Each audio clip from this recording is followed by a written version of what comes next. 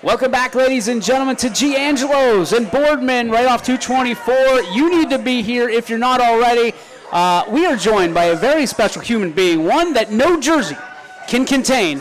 Ladies and gentlemen, QB1, South Range Senior, Tristan Toy.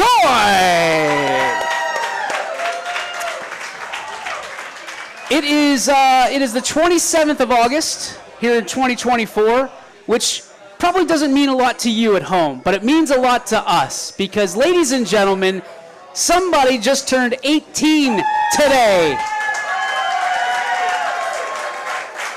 And with that, what we're going to do is what we do here at South Range is we celebrate birthdays because another year means another year of greatness here. Let's give a rousing applause and let's sing a little happy birthday to the birthday boy. What do you say?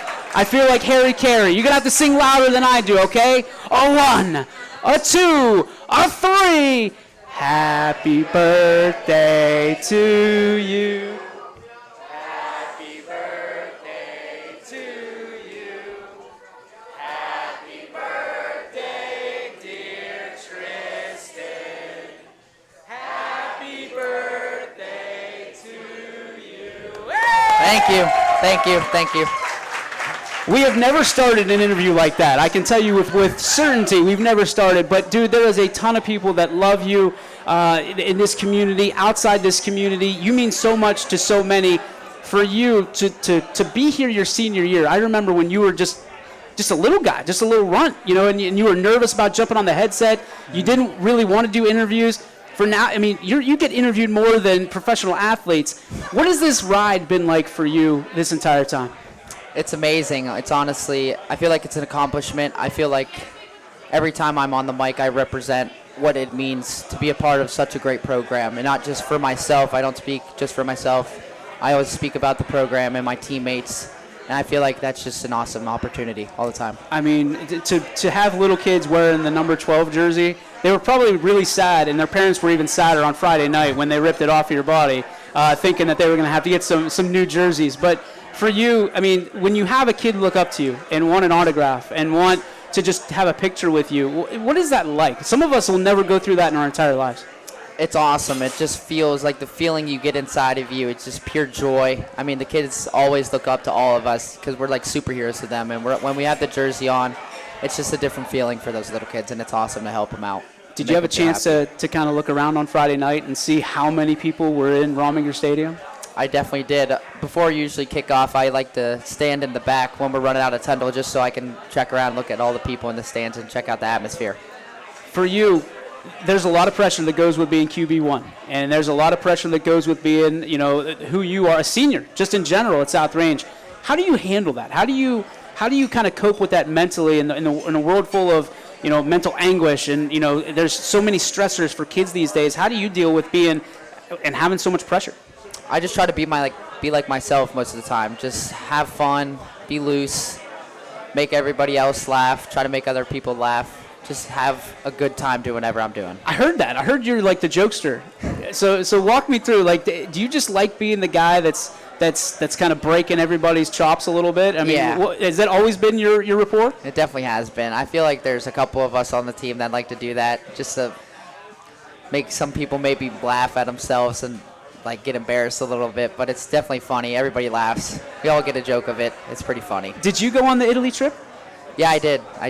What was your favorite part about being overseas? Swimming in a very blue ocean, I would say. Not a brown, dirty one. I got so many questions right now about brown, dirty oceans. Is that Myrtle Beach? Is that what you're talking about? Yeah. The Myrtle Beach? Okay. So for you, a clean blue ocean, being with your friends, I'm sure I heard you guys were up to some antics. Heard you guys had some fun, goofing around with each other. What was it like being in another country with some of your best friends? It was awesome. We had a great experience just learning about the other culture and how they live and understanding how life's so much different in a different country than America. What was the best food there? Probably the pizza, just how they make it. It's always fresh. They don't just let it sit there and then reheat it up when they're serving it to you. They're making it as you're asking for it. So we're looking at you, Domino's. We're looking at you, Domino's. Clean up your act. We're tired of it. We want some fresh pizza, right? Fresh pizza, pizzeria. For you, Friday had to be special. I mean, taking a moment, you talked about that. You guys have 6 straight home games to start the season. Yeah. Is there a worry about being comfortable when you finally have to go on the road, or will it be a welcome invitation to get on that bus and go invade somebody else's territory? I don't really think we're thinking about that far ahead in the season. I think we're just thinking about the next week, and eventually that'll come, but I don't think it'll change much about how we prepare and our day of the game. I just think it'll be the same. One of the things that I've heard so much from so many different communities, because I'm a South Range homer, I think everybody knows that, it's you are circled, and this team is circled every single week, every single Friday, because one win against this team makes their entire season. And it doesn't matter who they are, but that's the way they look at things.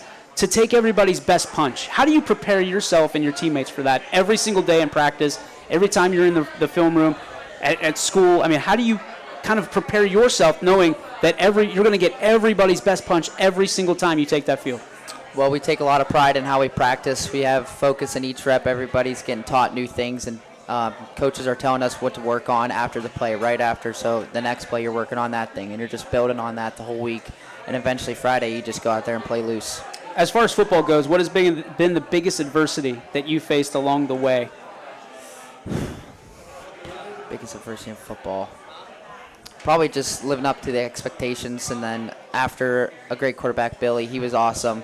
Just living up to that. I mean, I don't think I can pass the ball as well as he could, which is fine. That's all right. But I feel like there's other aspects of my game that pick up and carry on about that.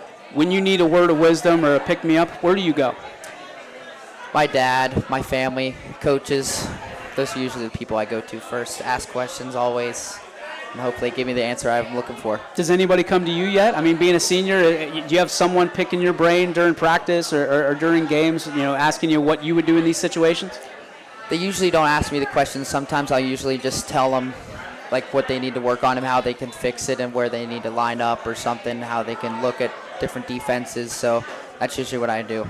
Just a wild guess, and I'm not trying to foreshadow anything, but I'm guessing you'll be back on before the end of the season officially. But if you weren't, what words of wisdom would you pass along to future Raiders, in the coming 4 years, 8 years, 10 years, 12 years, that you'd want them to know about carrying on in the Raider way?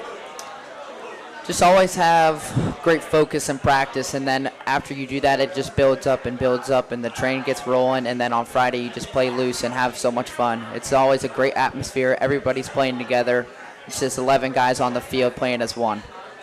All right, let's get to the mushy stuff, right? So you have an unbelievable family that is so ingrained at South Range and loves everybody here, and everybody loves them. Talk to me about what your family means to you on an everyday basis, not just, when things are great.